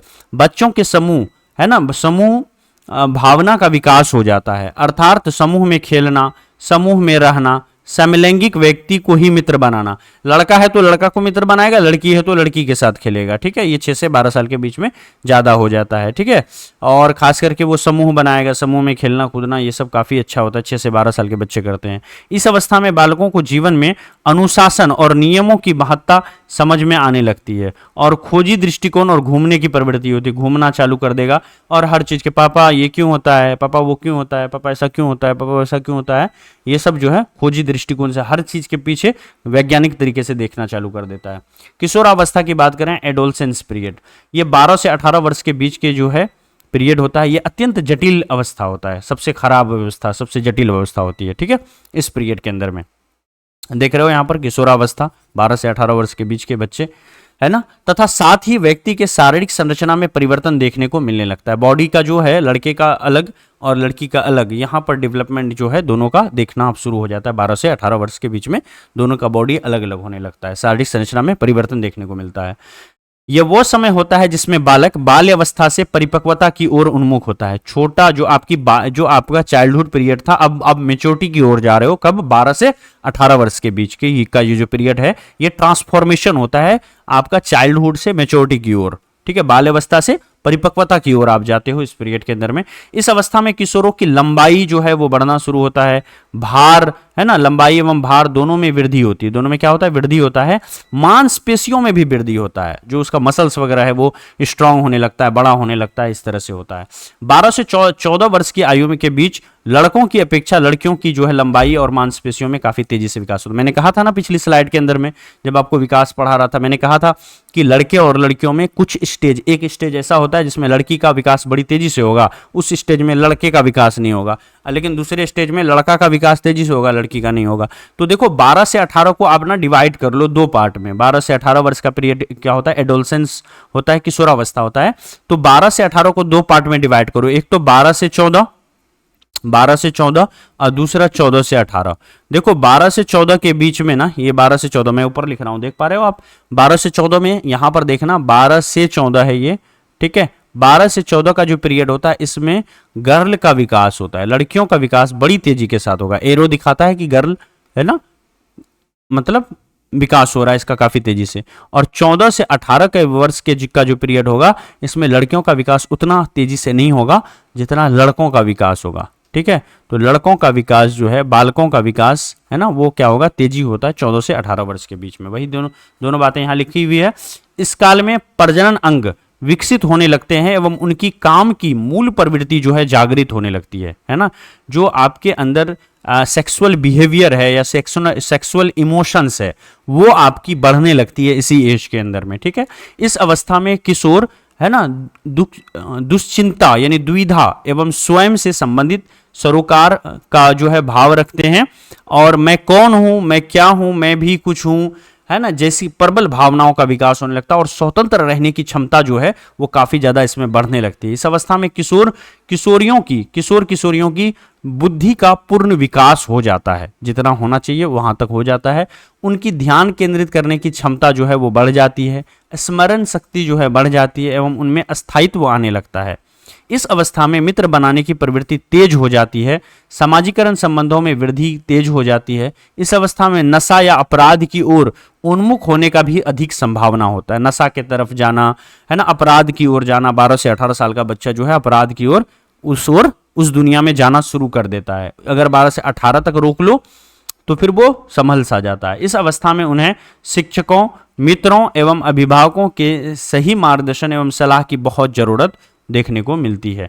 और याद रखिएगा, यही वो अवस्था है, सीटेट में क्वेश्चन पूछा जाता है, यही वो अवस्था है जिसमें बच्चा आज़ाद रहना चाहता है किशोरावस्था में, और वो चाहता नहीं कि हमारा माँ बाप हमारी आज़ादी पर हम कहीं जाएं, घूमे फिरे, हमको पूछे कि बेटा तुम कहाँ गए थे, बेटी तुम कहाँ गई थी, है ना, क्यों पूछते हो आप, है ना, लड़ने लगेगा, झगड़ने लगेगा, अजीब सा व्यवहार करेगा, है ना, इस पीरियड में, क्योंकि उसकी आज़ादी को कोई टॉर्चर ना करे, कोई टच ना करे। ये वो चाहता है कि हमारी आज़ादी पर कोई लगाम ना लगाए, फ्री रहना चाहता है, जितना फ्री रहना, वो उसकी मर्जी में जो आए सो करना चाहता है। इस पीरियड के अंदर में ऐसी ख्यालात आती है किशोरावस्था में। नेक्स्ट है हमारा युवा प्रौढ़ावस्था, एडल्टहुड। 18 से 40 वर्ष के बीच की जो अवस्था होती है ये आपका एडल्टहुड कहलाता है। किशोरावस्था एवं युवा प्रौढ़ावस्था की कोई निश्चित आयु नहीं होती है। यह अवस्था मानव विकास में एक निश्चित परिपक्वता ग्रहण करने से प्राप्त हो जाती है। ठीक है, इसका कोई आयु क्षेत्र इस तरह से है नहीं, है ना, जैसे 12 से 18 बोल दिया या 18 से 40 बोल दिया। किशोरावस्था और युवा प्रौढ़ावस्था में कोई निश्चित आयु नहीं है होती है। यह अवस्था मानव विकास में एक निश्चित परिपक्वता ग्रहण करने और जो है करने से प्राप्त जो है ये हो जाती है। नेक्स्ट है आपका परिपक्व अवस्था या मैच्योर एडल्टहुड, ये आ जाता है आपका, यहाँ ताऊ दिख रहे हैं आपको, 40 से 65 वर्ष की अवस्था के, है ना। ये जो 40 से 65 वर्ष की अवस्था है, इस पीरियड के अंदर में आपका शारीरिक विकास में गिरावट आने लगती है। ठीक है, अर्थात बालों का सफ़ेद हो जाना, मांसपेशियों में ढीलापन हो जाना, चेहरे पर झुर्रियाँ आना, है ना, ये सब कुछ जो है इस पीरियड के अंदर में देखने को मिलेगा। महिलाओं की बात करें, है ना, महिलाओं की बात करें तो मेनोपॉज हो जाना, जो मासिक धर्म है ना, माहवारी है, उसका बंद हो जाना, है ना, ये सारी चीज़ें इसमें आपको देखने को मिलेगी। तो शारीरिक विकास में गिरावट होने लगती है, बालों का सफ़ेद होने लगता है, ये इन जनरल बात कर रहा हूँ, मांसपेशियों में ढीलापन और चेहरे पर झुर्रियाँ वगैरह जो है आने लगती है। वृद्ध प्रौढ़ावस्था की बात करूँ, आपका ओल्ड एडल्टहुड, देख रहे हो यहाँ पर दादू को, ठीक है, ये आपका 65 से अधिक वर्ष की आयु की अवस्था को ये जो है वृद्ध प्रौढ़ावस्था में आते हैं। शारीरिक क्षमता जो है कमजोर हो जाती है, सामाजिक, आध्यात्मिक, धार्मिक, सांस्कृतिक क्रियाकलाप में प्रति रुझान हो जाता है, और आपका सत्संग वगैरह में पार्टिसिपेट करेंगे, गीता कुरान का पाठ जो है हालांकि सबको करना चाहिए और डेली करना शुरू करेंगे, अध्यात्म हो जाते हैं, घर गृहस्थी बार से कोई मतलब नहीं, और माइंड जो है एक अलग दुनिया में चलता है। ठीक है, और ये सारी चीज़ें, इसका विकास इसके अंदर में हो जाता है। तो ये थी आज का बहुत प्यारा सा लेसन, काफ़ी मज़ा आया इस चैप्टर को पढ़ाने में और पढ़ने में भी आप लोगों को आया होगा। ये ऐप है, बाकी आप जानते ही हो, सारी चीज़ें कोर्स वगैरह के बारे में बताते रहिए, जो आपके आसपास के लोग हैं छूट नहीं जाए, क्योंकि देखो ईयरली ज्वाइन करने का फ़ायदा ये है, कोर्स का फ़ी हमारा तब भी 600-700 रहता है जब आपका एग्जामिनेशन मंथ होता है, खास करके उस समय तो और भी ज़्यादा भीड़ रहती है जब फॉर्म आने वाला रहता है। ठीक है, तो उस समय फ़ी 999 समथिंग या 700 आसपास रहती है, इतनी ही रहती है। शुरुआत में जुड़ने का फ़ायदा ये है ना, बच्चे को अगले 4-5 महीने पढ़ लेगा अच्छे से, 4-5 रिवीजन लगा देगा, है ना, तो टेस्ट वगैरह खूब लगाएगा। जब आपका सिलेबस ख़त्म हो जाता है ना, चीज़ें सीख जाते हो, रिवाइज कर लेते हो, है ना, एक टेस्ट लगा लेते हो, तो फिर अपने आप से 4-4 टेस्ट लगा सकते हो। आखिरी स्टेज में कोई बुक लेकर के उसके सारे क्वेश्चन लगा सकते हो। ठीक है, या जो हमारा टेस्ट चलेगा यूट्यूब का, उसमें अच्छे से पार्टिसिपेट करोगे, 30 में 29, 28, 27 इस तरह से मार्क्स आपके आने शुरू हो जाएंगे। तो कहीं ना वो एक जो मन में डर रहता है ना, वो ख़त्म हो जाएगा। और ये जो 1 साल की या 6 महीने आप हमसे पढ़ रहे हो ना, ये सिर्फ बीएड इंट्रांस में काम नहीं देगा। यहाँ पढ़ने के बाद शायद आपको बीएड के 2 सालों में पढ़ना ना पड़े, आप एग्ज़ाम टाइम में भी पढ़ के जाओगे, आराम से 70-80% ले आओगे। सीटेट में बहुत ज़्यादा आपको पढ़ने की आवश्यकता नहीं होगी, क्योंकि वहाँ आपको नीचे से शुरू करने की आवश्यकता नहीं होगी, ज़मीन से शुरू नहीं करोगे आप। फाउंडेशन आपका मैं बना के भेज रहा हूँ आपका, बस आपको क्वेश्चंस लगा लेना है और कुछ नोट्स वगैरह से रिवाइज कर लोगे, काम चल जाएगा बड़ी आसानी से। सीटेट में आप, है ना, 90 मार्क्स में पास होता है, बड़ी आसानी से आप 100+ लेकर के आ जाओगे, 100 के आसपास। थोड़ा सा मेहनत कर लोगे, 1 महीना भी पढ़ लोगे ना, सीटेट में 100 लेके आ जाओगे।